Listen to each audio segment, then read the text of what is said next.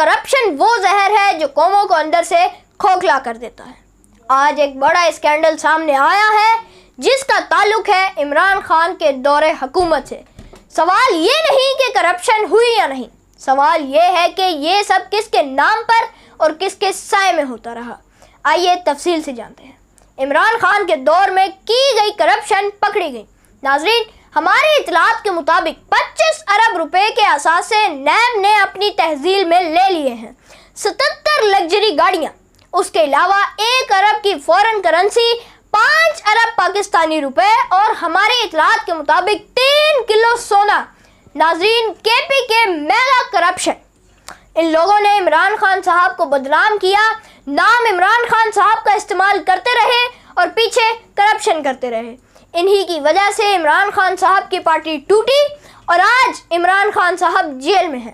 ناظرین، پچھلے کئی دنوں سے آپ لوگوں کو کے پی کے میگا کرپشن سکینڈل کے بارے میں سن رہے ہوں گے۔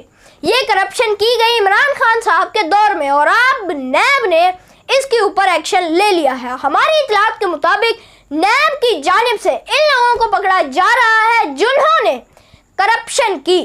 ناظرین، اب کچھ ویڈیو سوشل میڈیا پر وائرل ہو رہی ہیں کہ جن ویڈیوز میں صاف صاف دیکھا جا سکتا ہے کہ مہنگی مہنگی گاڑیاں جن کے بارے میں پاکستان کا غریب سوچ بھی نہیں سکتا، پاکستان کے غریب کے ٹیکس کے پیسے سے کرپشن کر کے لی گئیں۔ ہماری اطلاعات کے مطابق نیب کی جانب سے 77 لگژری گاڑیاں اپنے قبضے میں لے لی گئی ہیں جو اس کرپشن کے پیسے سے بنائی گئی تھی۔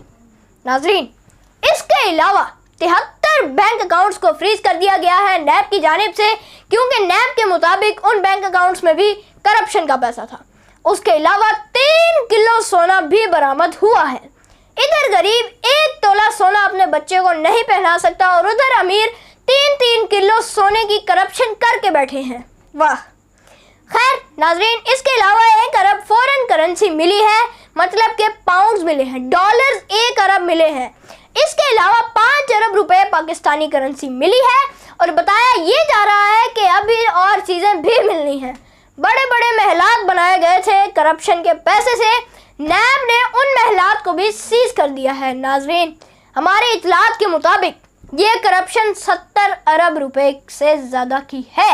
ابھی تو صرف 25 ارب روپے برآمد ہوئے ہیں اور یہ تو ابھی صرف ایک کرپشن پکڑی گئی ہے۔ وقت کے ساتھ ساتھ پتہ نہیں کتنی کرپشنز ہیں سامنے آئیں گی جو عمران خان صاحب کے دور میں ہوئی۔ میں آخر میں یہ ضرور کہنا چاہوں گا کہ اس میں عمران خان صاحب کا قصور نہیں۔ جو عمران خان صاحب کے نیچے تھے، جن پر عمران خان صاحب نے اعتبار کیا، انہوں نے ہی خان صاحب کی ٹانگیں کھینچی۔